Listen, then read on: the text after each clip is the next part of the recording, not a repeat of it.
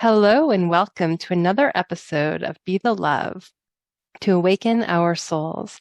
Thank you again so much for tuning in this week. I'm Stacy Musial.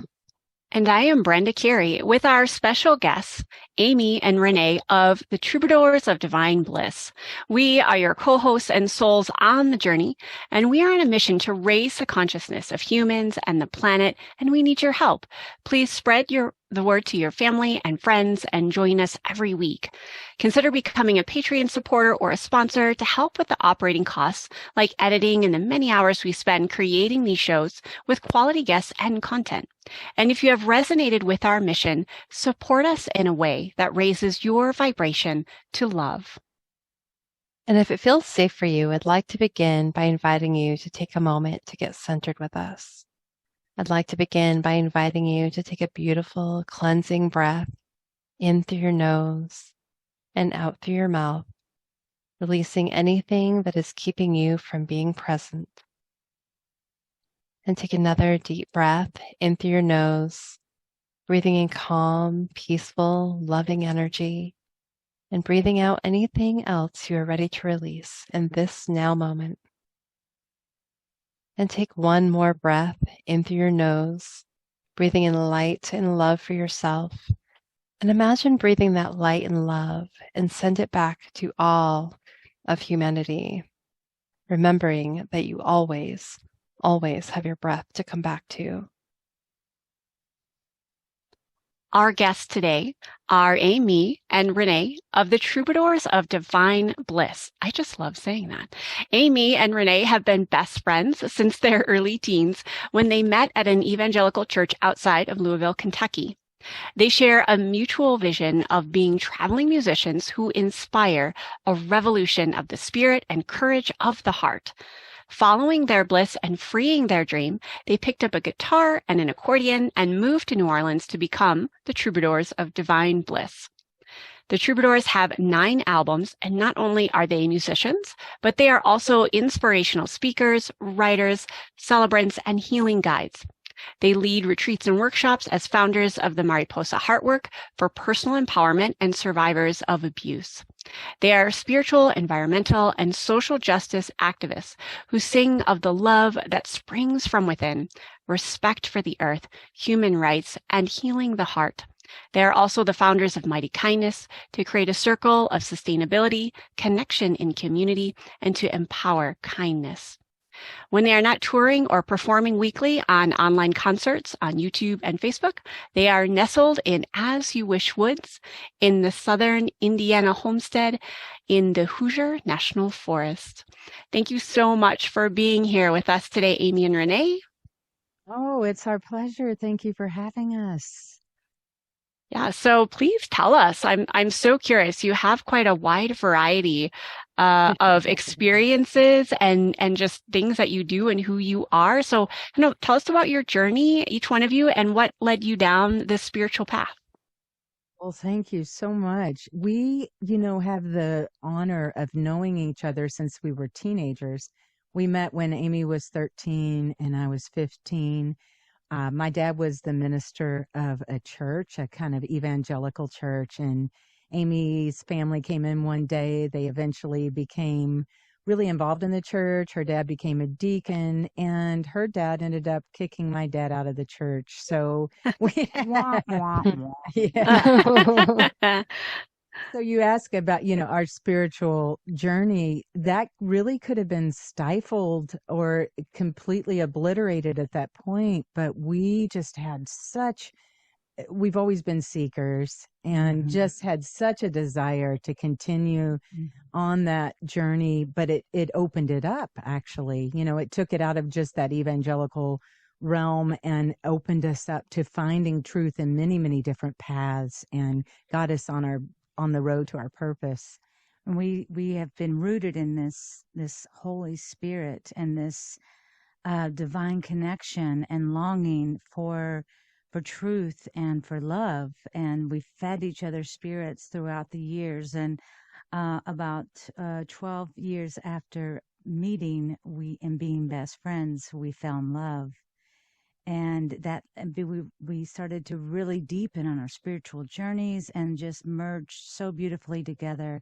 We really felt like we wanted to fulfill our purpose on this planet, to free our dream, to give all we have in service to love and creativity. So we decided I would get the guitar, Renee got the accordion, and we would be musicians who sang about revolution and love, and travel the world doing this. And so we moved to New Orleans to find out how to make music. Right. Well, we didn't even really know how to play our instruments. We Really? we didn't even have any songs. We just showed up around Christmas time in New Orleans on the streets. Yeah. And we set up and did Christmas carols, and we had a whole disclaimer out there that we don't really know how to sing these songs and we don't know all the words, but and people were really sweet. They were like, "Oh my God, you guys have to keep doing this. I mean, you should take a few lessons, but keep doing it." But all led by this just unquenchable desire to be of service, to love, and to be in fulfillment of our purpose and possibility on this planet. And we were supported from the very moment that we surrendered everything to that purpose. Yeah, that was the beginning of us realizing that if we would take a leap and walk in the direction of our dream, that the universe was just going to roll out this red carpet for us and keep us going. Wow, what a beautiful, beautiful story. And thank you so much for sharing. It's such a beautiful gift when you can find that person that can also help lift you up and support the dream and have that vision, because I think there's so much energy in that. And so it sounds like you've been on quite the journey together. I'd love to hear just, as we're talking about consciousness and purpose and this love energy, love vibration. And I love to just hear what your understanding or definition of what that means for you. What does that deepening of that love vibration mean to you? Well, for me, Amy, this love to me is the source of all. To me, God is love, Creator is love. Everything is created from love and returns to love. From everything that I've learned and studied from, and I pull and read and believe that there's truth in all things. And the guiding force that I continue to come back to, that seems to be the thread that always gives life and peace, is love. And this spirit, we have 8 pillars of love. We have a retreat center called Way of the Heart Woods where we live, and we have a temple of the heart. And it's a temple to in honor of love. And then there are 8 pillars: compassion, connection, kindness, gratitude, grace, peace, trust, and joy. And these pillars are what I continue to dance around and to root myself in. And whenever I do, life unfolds so beautifully and everything around me blossoms. So I'm completely devoted and committed to love as a driving force, as the root of all things, as my guiding light. Yeah, absolutely. I mean, love has led the way for us always. We love to say it's impossible that there's anything but love, because I really believe that even things that we sometimes perceive as not being loving, if you actually look at it, it's because that person or, that loves something, they love something. Maybe it doesn't feel like love, but love is really always present. And what we have tried to do is amplify that in our own lives, to just magnify that in other people's lives. And it's just, Amy's right, it's been the guiding force this entire time. And I love that it's impossible that you can't receive more of it. It just keeps coming, keeps expanding. As much as you expand your vessel to receive it, it's going to pour through. I love this conversation and how we are amplifying love within so that we can authentically give it out. So what are some ways that you both tap into this energy and expand it from inward to outward? Well, I think a big one is recognizing that everyone is worthy of love. So what happens sometimes is when we separate or divide or take in any kind of compartmentalization, then we break up that energy. But when you realize that everyone is worthy of love, you can tap into compassion. You can tap into gratitude. You can always find a way to be more loving and to embrace that energy more fully. And the only time it gets constricted is when we have resistance or repulsion to something. But when we expand, when we say, you know what, I have grace around this situation, or I have compassion for this person, or, oh my God, what gratitude for the gift of this, you know? So, ways that we deepen in our practice of love in real ways is to truly try to deepen into love every moment in every way of our lives, from what we put in our mouths to what we purchase or don't purchase, to how we treat those around us, including all the non-humans on this planet, our energetic field and our hearts, our songs. We have a song called Awaken Us to Love, and one also about all you got to do is love. And it says, as I wake, as I work, as I walk, as I think, as I drive, as I talk, as I give, as I take, as I make. And it's all about finding ways that love can show up in every moment, in every aspect of our lives. There's a beautiful, I think it was Thich Nhat Hanh who asked the question that we always ask each other and ourselves: how can I be more loving? How can I be more kind? Yeah. So we keep that in regular rotation.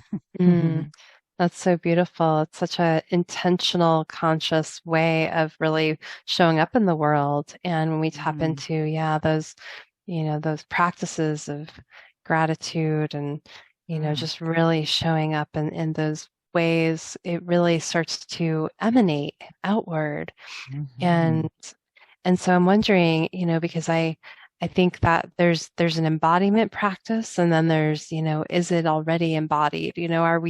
Are you consciously embodying that energy? And how do you stay present with that energy throughout the day as you're going, maybe, in daily life? So I know a lot of people have so many things coming up. They're, dealing with children and or their families, and work and these situations. And so finding ways to stay in that and present in that throughout those interactions. What are some of those practices that you would recommend for someone with that busy life?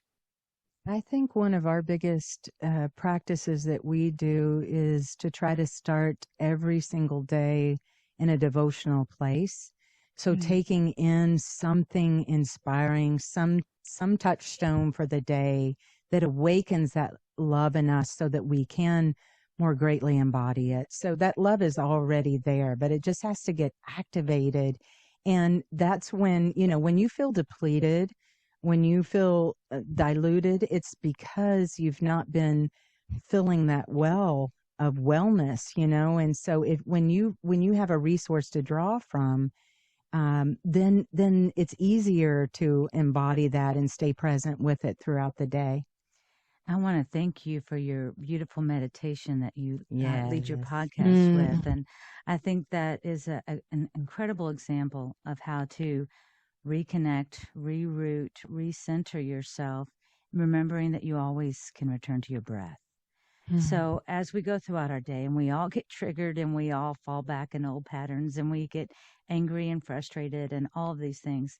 But as you deepen in your practice and your flow of love, you can more easily kind of correct yourself, realign yourself again. Like, okay, what's this triggering, and how can I heal it and sit with it? One thing that's been coming up a lot, we also have a podcast called Caravan of the Heart, and a lot of our, which we hope that maybe you'll be on one day. Yeah. No, we would love that. Absolutely.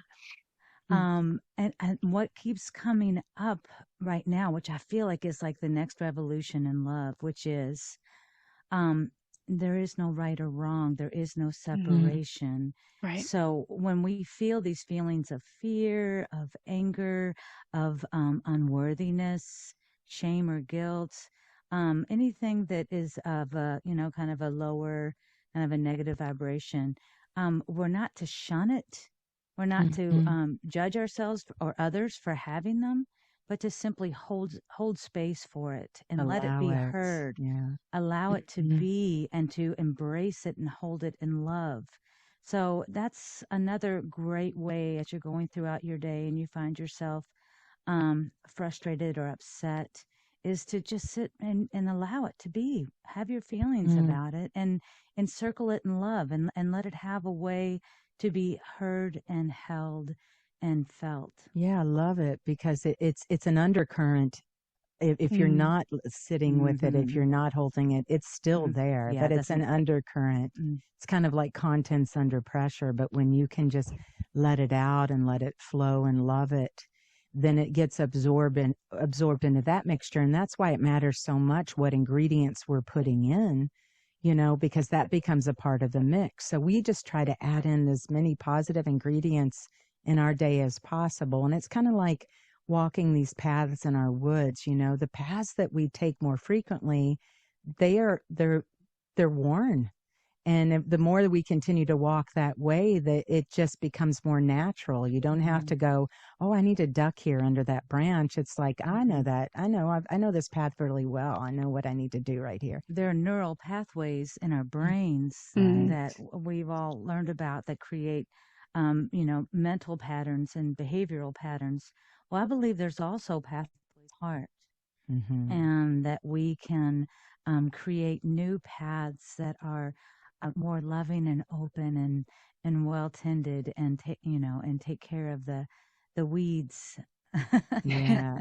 I love that visualization of, the path in the woods. I was thinking the same exact thing. We're on the same wavelength here, like the neural pathways in our brain also connect to, the paths that we walk in nature. And that's one of the things I would say is a ritual of mine, is making sure I get outside and walking in nature and connecting that all the energy around me of Mother Earth. And I would love for you to share more on that, because you seem very connected. Obviously, you live in the middle of a national forest, out in, I think you said in the middle of nowhere. I can't remember exactly how you described it, but explain how when we take care of ourselves genuinely, how that also translates into taking care of our sacred Mother Earth. Well, connection is everything, So when we go out and we are present with Mama Earth, then we care more for her, and we understand how she is providing for us, how she guards us and guides us, and that connection is a reset. And that's true from being in nature. That's true with others. That's true. It's like you can quickly shift your vibration by practicing connection. So being in nature for us, I've always said, for years, we traveled full time for 25 years before the pandemic, and we would come home and I would call it unloading the road. It was like immediately when we dipped into this realm, it was like a baptism, like, okay, all that's washed off, because there's so much.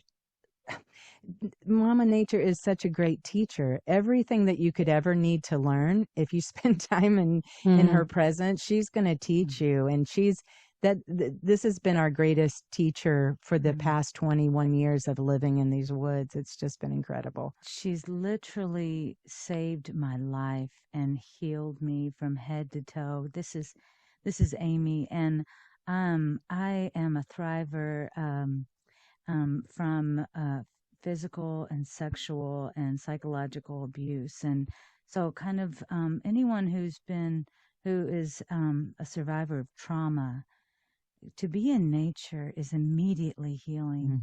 And it's completely energetic. It heals and nurtures your entire nervous system. So living in the woods for 21 years at the end of the road, surrounded by these amazing trees and all of the extraordinary life within it, has just taught me that it's all good. It's all well. You are held. This is the true reality right here. And look inside. This is what you look like. You are nature. You are whole. You are full of diversity and life Root and force. reach. You're rooted. Yes. I mean, just taught me so many beautiful lessons. But I mean, just being in nature is an absolute healing balm.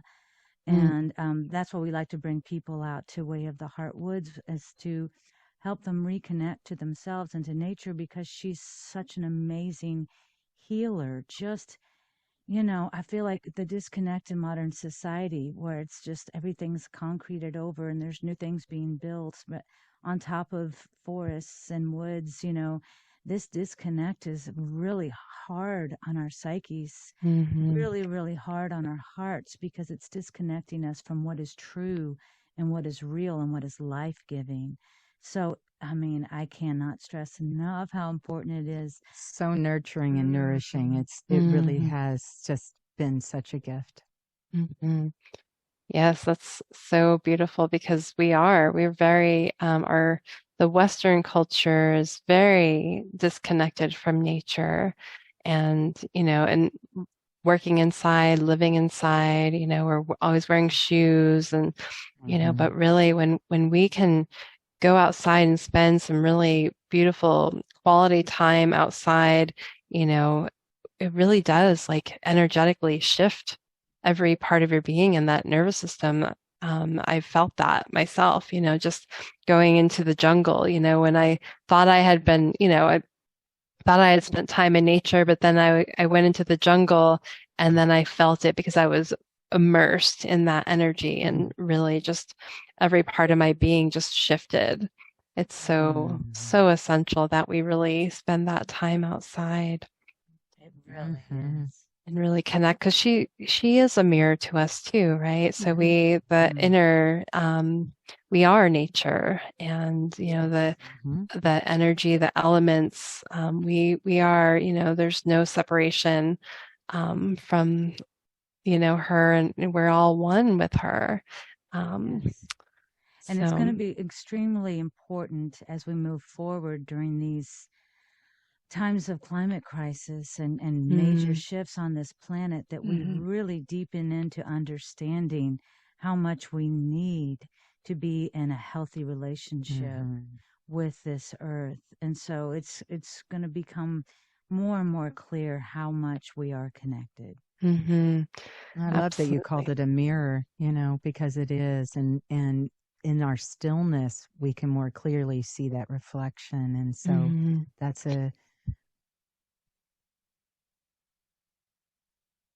I thought you were going to say something. Sorry. Oh, no, that's okay.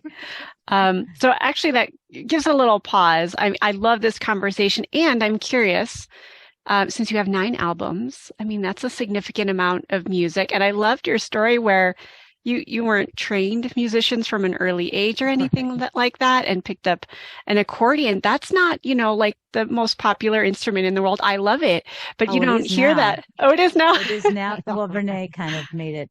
People used to ask me, they would say, so how did you pick up the accordion? And I would say, very carefully, because it's very heavy. But you know what? And the first time I got my first accordion, I went for one lesson, and the guy said, "Do you read music?" And I had taken a couple of years of piano when I was in second and third grade.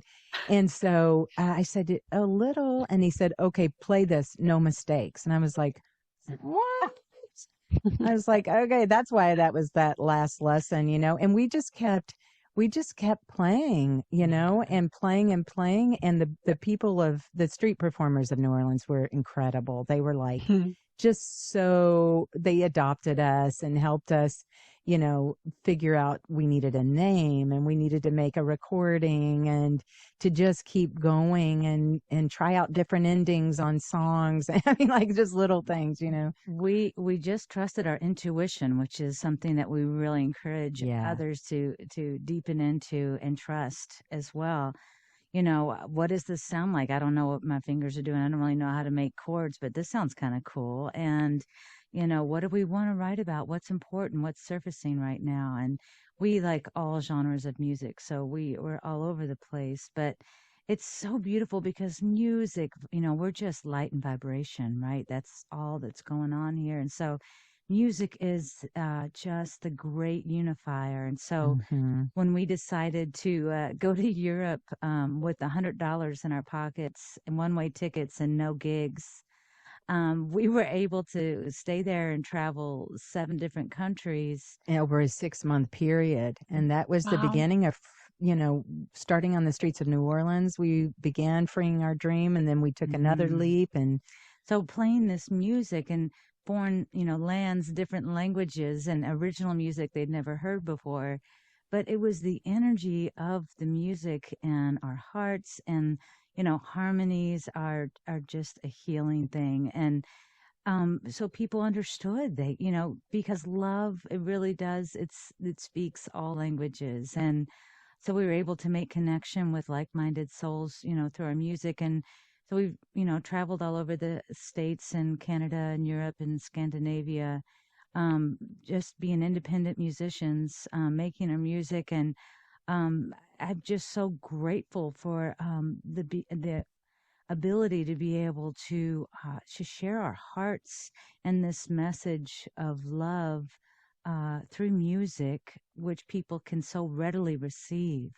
we've found that music really is a key that just turns in the lock of people. It like Amy said, it's a unifier. It's instant connection. And when that flow gets opened up, we could sit out with a megaphone on a street corner all day spouting these messages of hope and love and trust and joy and all of it.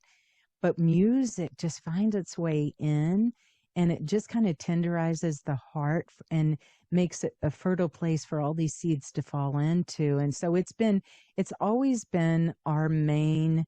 I kind of think of us like, if we were looking at a flower, we have many petals and facets of what we do, but music has always been the center, and all the other petals come off of that. And It's opened so many it doors has, and so many hearts. helped us create community. And Mm-hmm. yeah. That's so beautiful. It sounds like it's really helped you expand your own consciousness and then also tap into supporting others and uplifting, because it is such a connector. We can go to a show and or listen to music, and the vibration just lifts the spirit with what you're listening to. And I've had a chance to listen to your music, and it's just so beautiful, and it just was very uplifting, and it was just really moved my soul. So thank you. I'd love to hear more about just that leap of faith. It sounds like you've done a lot of work to just move and trust and go with the flow with where spirit is bringing you, to free your own dream and follow your bliss. And I'm wondering if you can talk a little bit more about that and how important that is to follow our bliss and free our dreams to what we are truly, our soul is calling us to do. Well, first and foremost, I'd like to say, life is short, y'all. We don't get a whole lot of time here. Don't waste it. Don't waste it doing something that you hate. Don't waste it feeling stuck somewhere. Don't waste it feeling like you have nothing to offer. Everyone needs to be sharing their gifts and their voice and their creativity and their life force. It's so important, and we need that now more than ever. And really, what have you got to lose? What have you got to lose? You've got to lose safety, stability. But really, what is safety and stability? That doesn't really exist. We have this moment.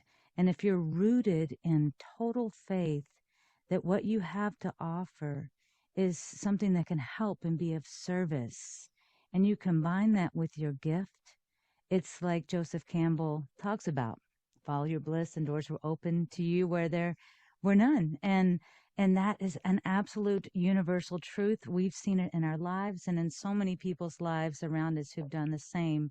Walk in the direction of your dreams, and the red carpet will unfurl for you. And for me personally, there's nothing else I'd rather be doing than to be in service of love and to be expressing my soul. And I know that every one of us has something to share, and to trust in that and to move forward with that in ways that feel right for you will only bring about blessings for you and everyone around you. Well, and if you're not expressing it, it's still there. It's like the muse is right there, she's waiting, tapping you on the shoulder, waiting for you to dance with her. She wants you to engage and express. And anyone that I've experienced who's come to their end of life and they're aware of it, they come up with two things. Who did I love and how did I love?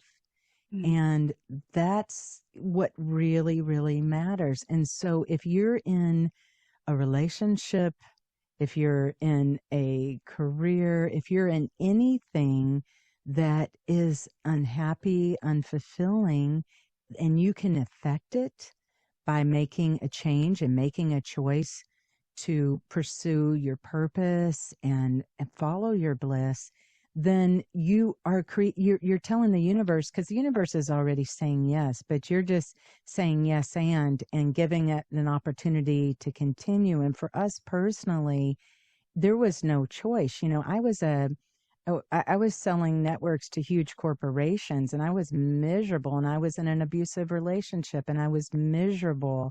And so to take a leap into the unknown and sit on a street corner in New Orleans with absolutely no idea what I was doing felt so much more alive and loving than anything I'd ever done. And the universe went, all right, here's enough for today, and come on out tomorrow and see what I got for you. And it just has gone on and on and on for 27 years since we took that leap. But it really does take making a step, just whatever you can, in the direction of that. So some people might say, well, what do you mean safety and security? I got to pay the bills or whatever. Well, there's things that we can do. We can start doing more of what we love, more of what we feel called to do, putting energy into that. And you're going to find that things start to tilt that direction. If you start moving towards it, it's going to tilt in that direction, and it won't just be a supplemental thing. It can become your full-time thing. But when we're not expressing it, we feel that like, it's like a nervous energy, like it's still there. It still wants to be shared. It still wants to be fulfilled, but it's waiting on us to take action. And when we do, the universe is ready to just equip us with everything we need to keep going forward in the journey. We give whole workshops and talks on freeing your dream, and we really break it down to the practicalities of how can I really do this and support myself. And and we talk about things like paying down your debt, becoming debt free is it's important. How much do you really need to consume and buy? What are your real material needs? What's more important to you? Right. If you simplify, then you don't need as much as far as resources, and you can have more time. Because what is time? Time is you're making money with time, or you're creating with time, or you're praying with time. Like how are you spending it, and what's most important to you? So following your heart and asking the important questions of what matters most to me. How do I want to spend this life? What do I have to offer? What do I have to give? And really breaking it down to what's really life-giving for you. And then finding ways to do it in small ways, or taking a huge leap and doing it in a big way, But I will guarantee you that if you're coming from not an ego place or a place of needing a lot of, I'm not, I believe in abundance, but I don't believe that having a whole lot is going to make you happy. I think it's a deeper fulfillment. So what's going to really fulfill me, and how can I get there and spend most of my time doing what really brings me more love and serves others in love. Yeah. Mm-hmm. I'm just taking that all in. I'm like, oh, there's so much beauty and wisdom in those words. And I think what you also share in your music, it comes out. And I think that's what's so beautiful. Like, it's like, I know when people walk their talk. And so this is a really great space for me to be in, to receive those words and just to know, like, there are beautiful people such as yourselves doing beautiful and amazing work. And so I'm curious how, in terms of like all the work that you do, from leading retreats and workshops to the music, and how do you see it truly supporting like the bigger picture of healing in the world? Like if you to see it as like your macro vision for the work that you do, how do you see it sort of trickling out and creating this ripple effect? Well, one of the things that we figured out, we in our 20s, it was like we were literally saving ourselves. In our 30s, we were ready to save the world. We were we were doing everything we could on every street corner, out there with our signs, trying to. And then the 40s came, and we were like, maybe we need to just put energy into our community where we are. That's where Mighty Kindness was born. Just really wanting to grow something where we were, realizing that if everybody were doing that in their own neck of the woods, it's all going to expand and help create shift. And so, so there's the micro and the macro, right? And we shifted from working against something to standing for what. And as we've moved into our 50s now, we realize that all of this has been a part of healing ourselves, helping create space just by holding retreats or concerts or the podcast or the festival. All that we do, just trying to be in service to love, is creating a healing space. And whoever is going to come is supposed to be there and receive what they're supposed to receive. But it just starts by just making it available. And that's what we try to do as much as possible, create as much opportunity for people to be invited to heal and to find their purpose and to fulfill their dreams. We're working with more. We've discovered that what you resist persists, and so we're working more with what we're for and what we can empower and strengthen, because you can actually build more change, more shift by feeding love than fighting hate. So we're really focused on doing that. So Mighty Kindness is a community unity festival that strengthens all that's kind for the body, soul, and mind and community. So that's basically just trying to build on what's already happening in every aspect of community, from business to art to activism to every single aspect, and heightening that, making connections and helping that grow. So that's on a community level. And, we also realize it's just so important. With our music, we always said, we'll play anywhere. We'll play absolutely anywhere. It doesn't have to be a retreat center. It doesn't have to be like-minded, listening room setting. It can be a bar. It can be a barbecue. It can be, because everyone needs the message of love and upliftment, So, it starts from the individual. How are you taking care of yourself? To how are you taking care of others?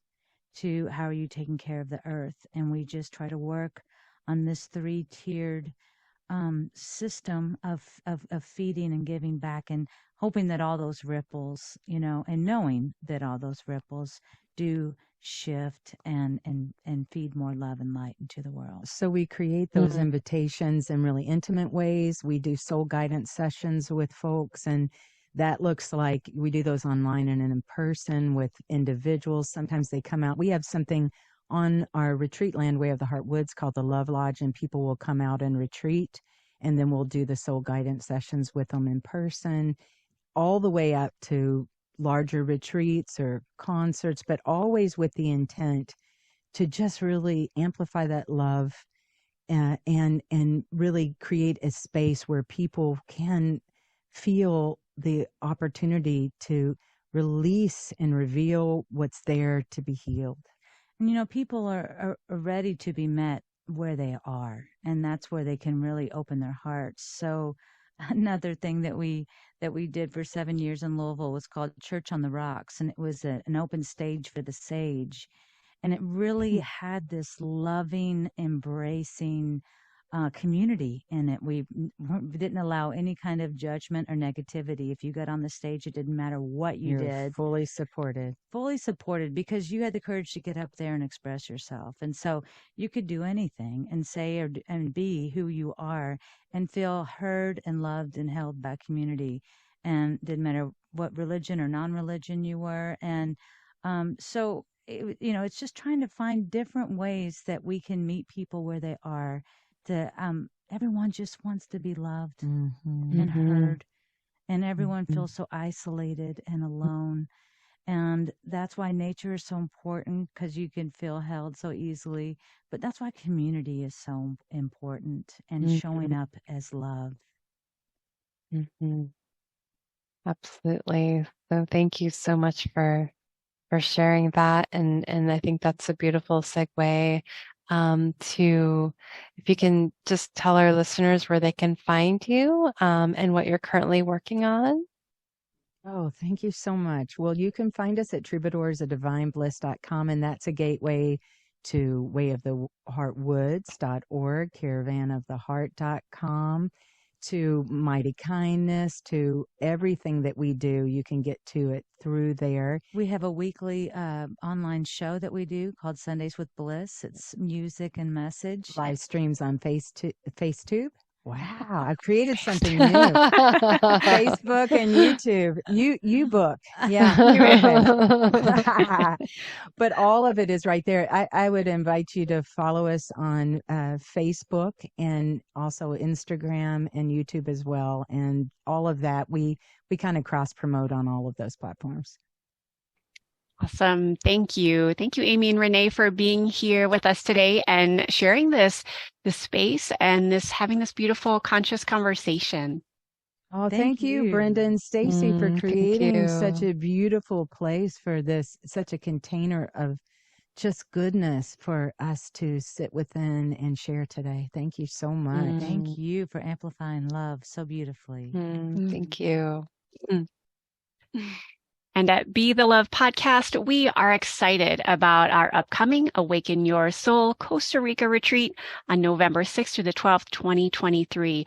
We would absolutely love to have you join us for a beautiful and vibration-raising experience.